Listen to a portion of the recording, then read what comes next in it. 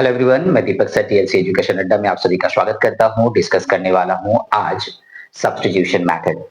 Linear equation मैं solve कर रहा हूं क्लास 9 का। और तो चलिए एक प्रॉब्लम को लेते हैं और वहां से इस सब्स्टिट्यूशन मेथड को समझते हैं। यदि आप क्लास 9 के स्टूडेंट हैं या 10 का स्टूडेंट हैं और आप यदि लीनियर इक्वेशन को सॉल्व करने में डिफिकल्टी फील करते हैं, तो पहले आपको 7 और 8 का जो इक्वेशन सॉल्व करना होता है, जहां पे find the value of x निकालना होता है, पहले उसे आपको देखना होगा। उसके लिए आप मेरे प्लेलिस्ट पे जाइए और वहां पे देखिए solving for x.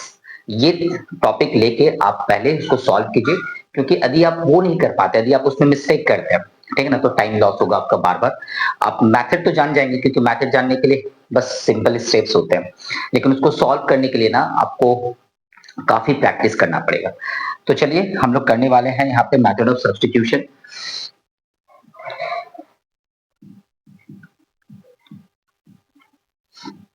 Method of substitution, क्योंकि ये मेथड ऑफ सब्स्टिट्यूशन का ये हमारा पहला वीडियो होगा, ठीक है।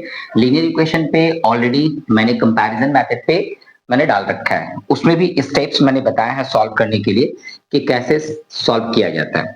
क्योंकि कोई भी सम्स हो, अभी हम लोग उसे पहले कंपैरिजन मेथड से सॉल्व करते हैं, तो वो हमारे लिए इजी क्यों होता है? क्योंकि उसमें जो स्टेप्स होते हैं वो काफी इजी होता है ना। उससे भी ज्यादा इजी होता है सॉल्व करना, ट्रिकी होता है। आप सब्स्टिट्यूशन मेथड हो, एलिमिनेशन मेथड हो, क्रॉस मल्टीप्लिकेशन मेथड हो, कोई भी मेथड आप सॉल्व कर रहे हैं, तो इक्वेशन को सॉल्व करने में क्या होता है, वो इजी आपके लिए हो जाता है। उसका रीजन है क्योंकि आपको पहले ना इक्वेशन सॉल्व करने के लिए आता है। यदि आप इक्वेशन अच्छे से सॉल्व कर पाते हैं, तो इस मेथड को अब बहुत इजी तरीके से बना पाएंगे। सबसे पहला चीज क्या है कि हम लोग करते क्या है कि सब्स्टिट्यूशन मेथड में हम लोग स्टार्ट करते हैं फ्रॉम इक्वेशन 1, ठीक है।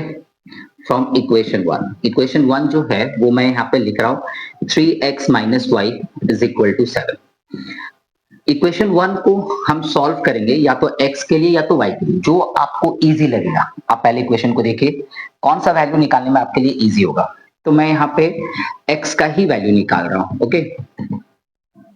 तो माइनस वाई को आप LHS से उठा के RHS में लेके जा रहे हैं, तो प्लस वाई हो गया।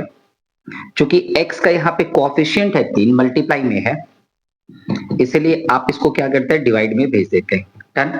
तो ये आपका क्या हो गया, ये इक्वेशन आपका 3 हो गया। मतलब फ्रॉम इक्वेशन 1 आपने क्या किया, x का वैल्यू निकाल लिया। अब आपको क्या करना है, कंपैरिजन मेथड में क्या होता था, इक्वेशन 2 से भी हम लोग क्या करते थे, इक्वेशन 2 से भी x का वैल्यू निकालते थे। बस यहाँ पे वैसा नहीं करना है। यहाँ पे आपको करना क्या है कि जो फ्रॉम इक्वेशन 2 में ना ये x का वैल्यू आपको पुट कर देना है। माने कि सिंपली सब्स्टिट्यूटिंग द वैल्यू या पुटिंग द वैल्यू, क्या है, putting the value of x in equation 2। x का जो वैल्यू आया है वो इक्वेशन 2 में रख दे रहा हूं। तो देखिए 2 इंटू एक्स, ये x का पूरा वैल्यू है, ये पूरा x का वैल्यू। किसी का भी वैल्यू आप पुट करते हैं तो हमेशा उसको ब्रैकेट में रखिए। ये हमारा छोटा सा सजेशन है, जिससे आप हमेशा गलती करने से बच जाएंगे। किसी का भी वैल्यू यदि आपको सब्स्टिट्यूट करना हो, पुट करना हो, पुटिंग मतलब x के जगह पे x का वैल्यू रखना है, तो आप उसको ब्रैकेट में रखिए। तो देखिए मैंने क्या किया, x का जो वैल्यू है वो मैंने पुट कर दिया इसमें। अब क्या होगा सो समझिए, मल्टीप्लाई करेंगे तो क्या होता है, न्यूमरेटर के साथ न्यूमरेटर और डिनोमिनेटर के साथ डिनोमिनेटर। तो नीचे 3 इंटू 1 करेंगे तो 3 होगा, 2 इंटू 7 करेंगे तो 14 हो जाएगा, और 2 इंटू वाई करेंगे तो 2y होगा। पहले ध्यान से समझिए, ये जो 2 है ये ब्रैकेट के भीतर में जब जाएगा ना, तो जितने टर्म बनेंगे वो सारे टर्म में ये मल्टीप्लाई होगा। तो 2 का मल्टीप्लाई 7 में भी होगा, 2 का मल्टीप्लाई y में भी होगा। प्लस में क्या है 4y, नीचे कुछ नहीं तो 1 है। अब आप क्या करने वाले हैं, यहाँ पे एलसीएम लेने वाले हैं। 3 और 1 का एलसीएम कितना होने वाला है, 3। 3 से डिवाइड देंगे 3 में तो 1 आएगा, 1 के साथ मल्टीप्लाई करेंगे तो एज इट इज जो है वही आ जाएगा। 1 से डिवाइड देंगे 3 में तो 3 आएगा, 3 का मल्टीप्लाई ऊपर कर देंगे, 3 4 12y इज इक्वल टू 0। यहाँ पे समझिए कि क्रॉस मल्टीप्लाई करेंगे तो 3 के साथ 0 मल्टीप्लाई होगा तो 0 हो जाएगा। डन। तो RHS अभी भी हमारा क्या है, 0 है। 2y plus 12y is equal to क्या हो गया 14y। डन।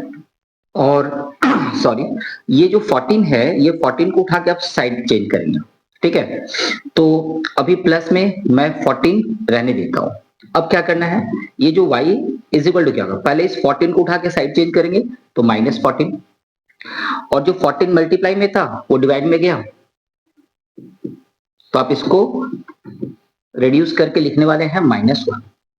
तो क्या हो गया, ये जो y का वैल्यू है वो आपका -1 आ गया। अब देखिए, क्योंकि हमारे पास स्पेस नहीं है, हम लिखेंगे क्या, तो हम करने वाले हैं जो काम यहाँ पे मैंने किया, जैसे putting the value of x, अब मैं y का वैल्यू पुट करूंगा, तो ये जो स्पेस मैंने रखा है इसी पे पुट कर लेते हैं, ठीक है। आप सेपरेटली इसके बाद करेंगे, इस लाइन के बाद, मतलब यहाँ पे भी आप लिख सकते हैं putting the value of x, है ना, putting the value of x in equation 3।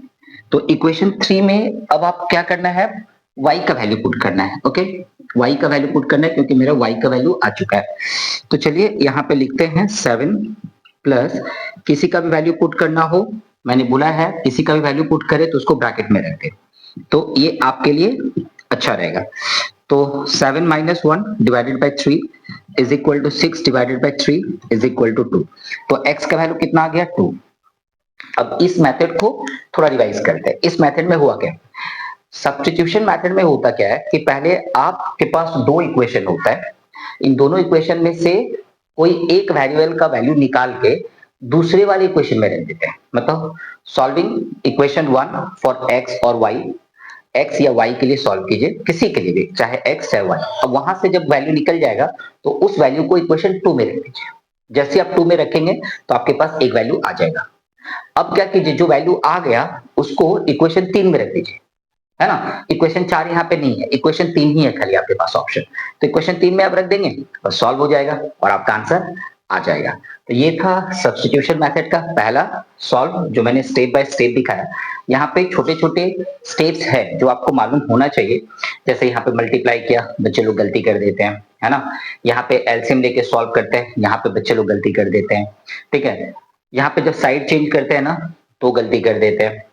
मैंने कुछ बच्चों को देखा 14y को डिवाइड में जाना चाहिए, वो माइनस में लिख देते हैं। तो ऐसा गलती मत कीजिए। कोएफिशिएंट में यदि कोएफिशिएंट के साथ में यदि कोएफिशिएंट जो है वो साइड यदि चेंज होता है तो वो डिवाइड में ही जाता है, ठीक है ना। तो ये रहा। अब आप इसके बाद आंसर वेरीफाई करके देख सकते हैं। x इज इक्वल टू आपके पास 2 है, y इज इक्वल टू आपके पास -1 है।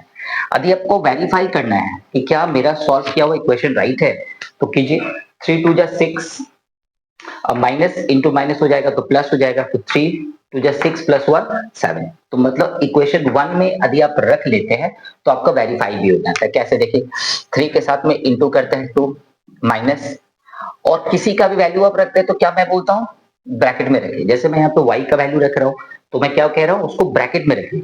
यहाँ पे ब्रैकेट नहीं था, लेकिन मैं क्या कह रहा हूँ, किसी का भी वैल्यू सब्स्टिट्यूट कीजिए तो ब्रैकेट में रखिए। तो यहाँ हो गया 3 2 जा 6 और ये हो गया +1 इज इक्वल टू 7। तो ये आपका हो गया आंसर। तो ये रहा छोटा सा डिस्कशन। मिलते हैं नेक्स्ट वीडियो में सब्स्टिट्यूशन का दूसरा प्रॉब्लम लेके।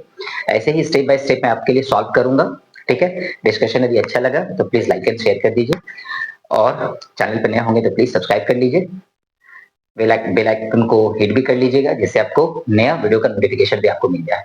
चलिए मिलते हैं नए वीडियो में। Thank you, bye bye.